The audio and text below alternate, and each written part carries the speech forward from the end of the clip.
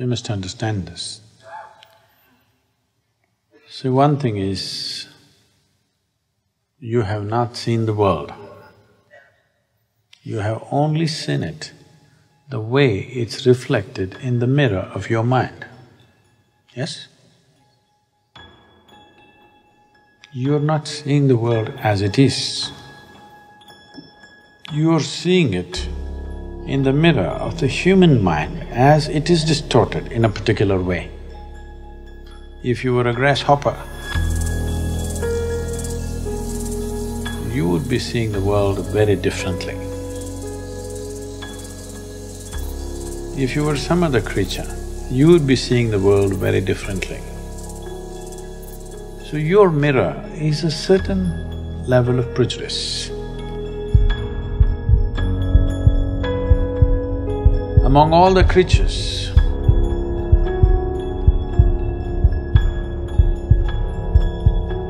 what evolution means is, on one level, your mirror is fairly more plain compared to the mirrors that other creatures hold in their mind.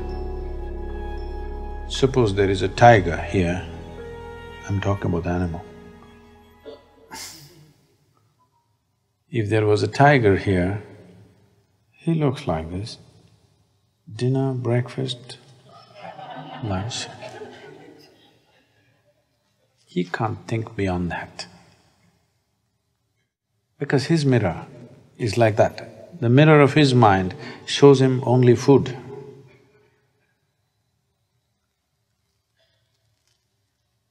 Compared to other creatures, a human being has a better leveled out mirror, but it can get distorted depending upon the varieties of identifications and prejudices we gather with life. If you're very strongly identified with something, then you don't see things as they are. Everything gets distorted in your mind.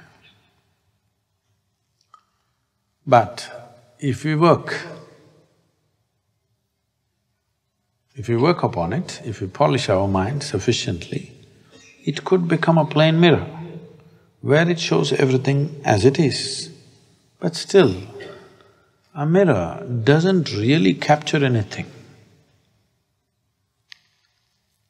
If you see an old mirror which is 500 years old or 200 years old, whatever, maybe 1,000,000 different faces might have been reflected in that mirror, but not a trace of any of those faces remain in the mirror. Because a mirror just reflects. Similarly, your mind just reflects what the five sense organs are grasping right now. It reflects everything, not necessarily the way it is, but it reflects everything except you.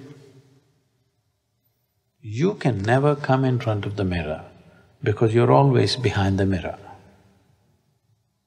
You can never come in the front face of the mirror, you're only in the rear side of the mirror. So what this means is, you never experience the world the way it is, nor did you ever get to experience who is behind the mirror.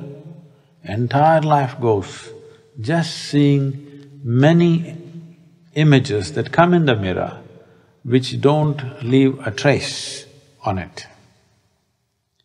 This is the reason why over 80% of the people, the moment of death, if you watch them carefully, you will see they're bewildered.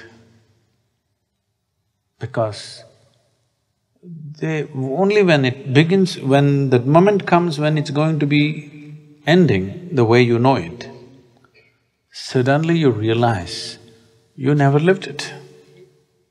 You never got started, already these guys are saying it's over.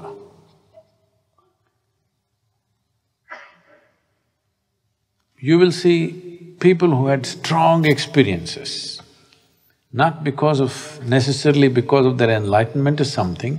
Let's say they had very strong experiences in terms of very powerful situations or events in life, maybe wars and revolutions and extreme situations, even accidents, extreme situations where there was no room to think. There just was a big drama happening, where in many ways the mirror of the mind broke and something more happened for whatever reasons. Either pleasant or unpleasant, it doesn't matter. You will see only such people will either die in joy or in pain. All others die bewildered. Even if there is physical pain due to some ailment or some bodily state, when that moment comes, you will see this confusion because suddenly you realize the last moment you never got started and it's getting over. So either you must see the creation as it is, or you must experience the one behind the mirror. If both these things don't happen, all you watch was what are the reflections on the mirror, this is not life. There is no purchase to life, there is no roots to life, it's just passing. The activity of the mind and the activity of the body is the only satisfaction most people have, because they do not know the bliss of their being. So, we don't want to shatter the mirror, we want to keep the mirror, but we want to find a way to slip behind the mirror. Shall we? The simplest and the most stable geometric form is a triangle. Okay. Yeah, put the dark things down. Just close your eyes and just stand facing them. Stand whichever way you want, keep your arms this way, that way, hold that position for some time and stand one pose, something. When he stands like this, I want you to look at his thing not as a human being, just as geometry. Just at least start seeing how many triangles in this. Stand some other way.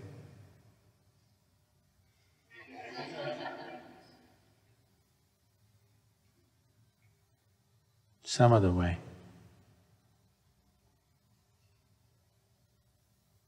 I wanted to just keep looking, how many triangles, how many triangles? This simple form of a man standing, how many triangles can you break it into?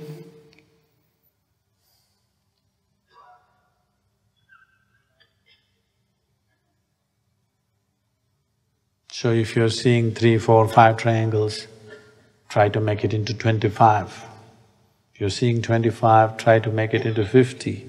If you're seeing 50, try to make it into 500. Like this, make it into more and more and more. Let me see.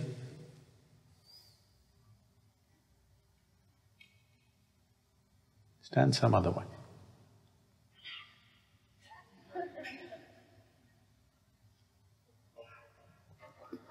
Just stand bending some other way. At least one on his sleeve you can see for sure.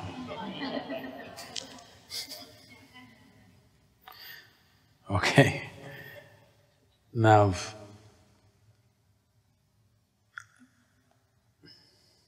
thank you. What, you like the performance?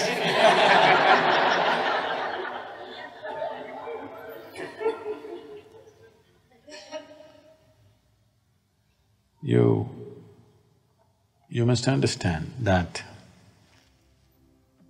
the most fundamental form of geometry is a triangle. and it's the most stable form. All chakras are triangles. Everything, inside everything, fundamentally you can break it down into a triangle, every shape and every form. The more distinctly you can cover a certain space, when you see this body, if you can fill every millimeter with a triangle, you're beginning to understand the geometry of that particular form.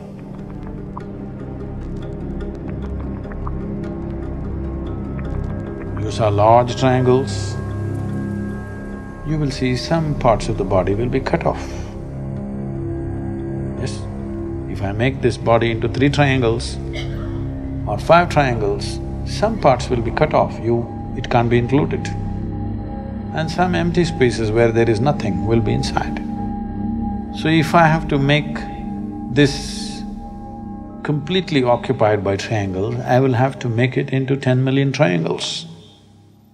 It will need that much attention to be able to break this into millions of triangles. If you break it down like this one need not do as technically as I'm saying, but in some way, only if this happens, will you have a vivid imagination that when you imagine something, it's as real as real. This you're doing better when you're asleep than when you're awake. If you see a flower or a man or a woman or an elephant or a rhinoceros, you see it very clearly in your dream, isn't it? So you're doing better asleep than awake. That's not good. If you drive better when you're sleeping, you're a bad driver.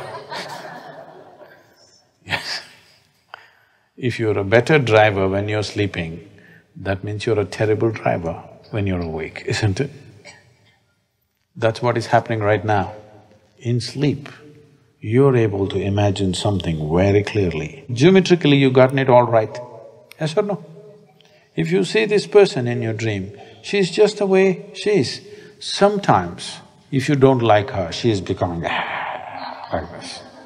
If you like her very much, she is becoming nice, more nice than she is. That little exaggeration is there, but there's no geometrical struggle, yes? She doesn't lose her form like this. Right now, if you try to imagine, she loses form. You can't hold the form. That means you're driving better in sleep. Not a good thing, isn't it? This will take a certain amount of exercising the mind. You may not get to do much in 2 days or 1 day, but if you start this, if you understand how, if you at least understand the process, how, you can do it anywhere. You can sit in your office, seriously at work, but not work.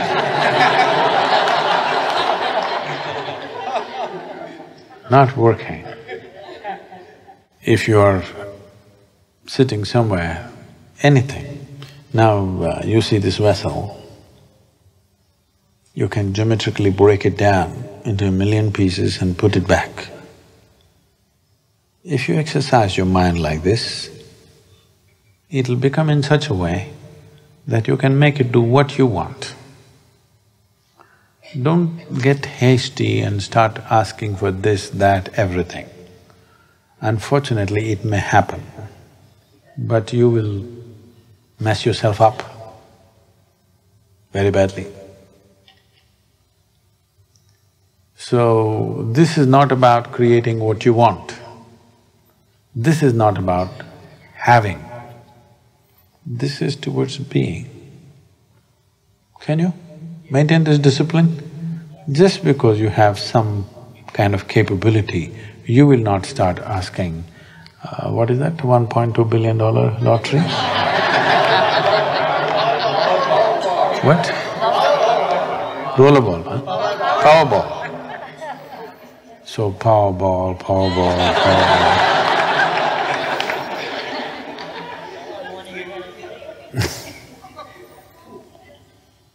Powerball may happen, but it may roll over you and go away. I'm saying this is not for that kind of purpose. This is to have mastery over the mind so that it will allow you to go behind it, so that you don't spend your entire life just looking at the reflections on the mirror of your mind. You begin to taste life for what it is. Well, we are doing practices already. Shambhavi is a simple and beautiful way to do it.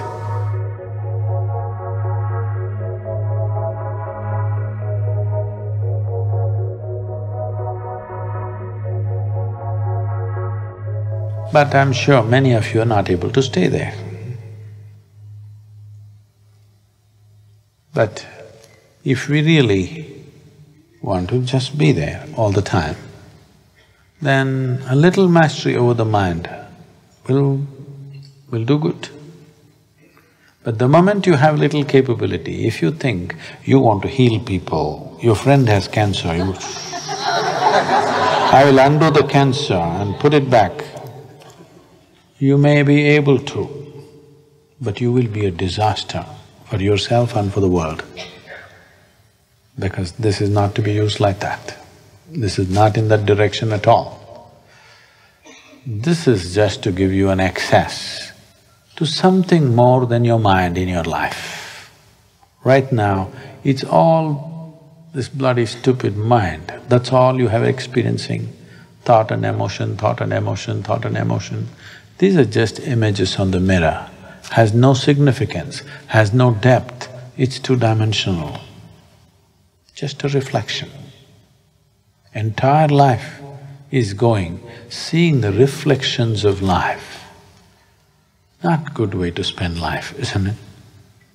So, this is not another trick that you exercise in the world.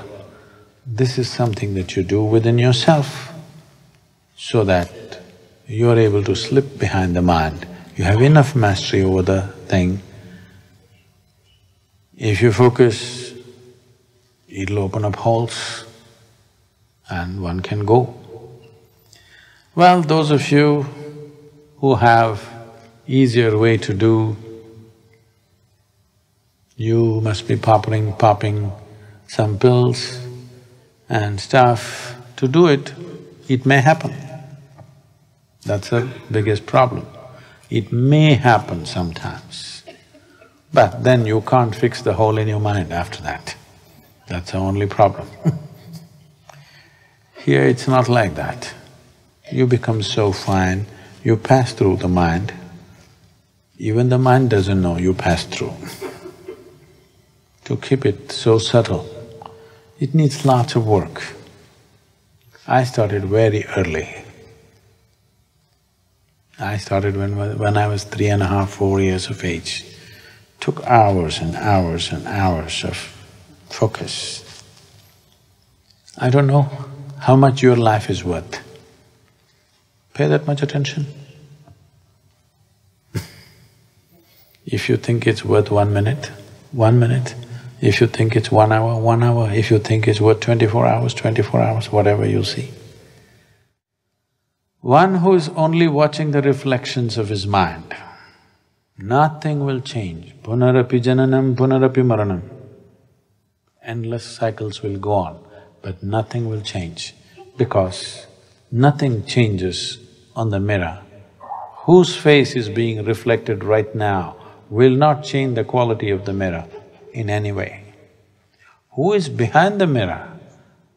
If we know who is behind the mirror, then we can change everything. Then we can even make the mirror turn around and turn inward completely.